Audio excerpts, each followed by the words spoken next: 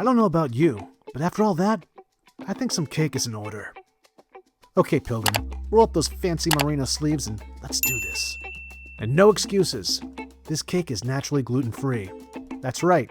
No flour, no tricks, no gimmicks, just a handful of ingredients that have been getting it done for centuries. And most importantly, super easy to make.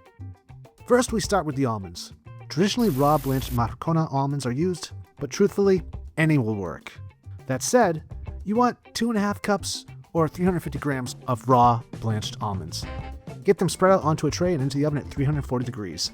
Give them about 8 minutes. 8 minutes, counting down. Just enough to wake them up. You're looking for aroma, not color.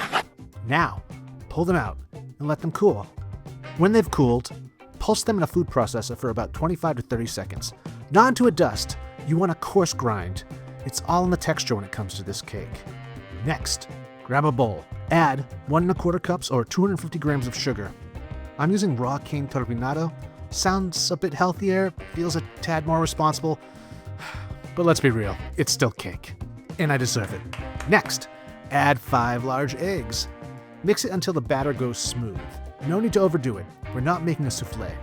Then, add 1 teaspoon of cinnamon and 1 teaspoon of fresh lemon zest. Stir them in. Now fold in your almond crumbs. All of it. The batter's going to be thick, and that's exactly right. And honestly, this recipe is really hard not to get right. Grease a 9-inch pan, and if possible, line the bottom with parchment paper too. Pour in the batter, smooth it out with a spatula, and then give it a few slams on the counter just to get all the air bubbles out. And then back into the oven it goes, at the same temperature. Set timer for about 50 minutes. 55 minutes, counting down. You're looking for a golden top and a center that's set. Test it with a fork, toothpick, or, in my case, a paperclip. Perfecto! Now we leave it alone for 15 minutes. However, if the sides look like they are sticking, while it's still hot, use a rubber spatula to unstick it. Then, let it cool completely. Once it's cooled, it's time to make it official. I mean, almost official, considering I didn't make this in Galicia proper.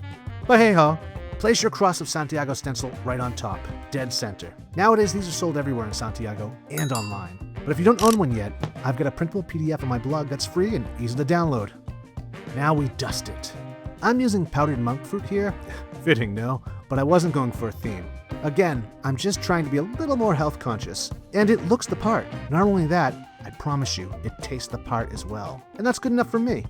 Once you've topped that cake with a thin layer of sugar, carefully lift the stencil. And there it is. Looks great, right?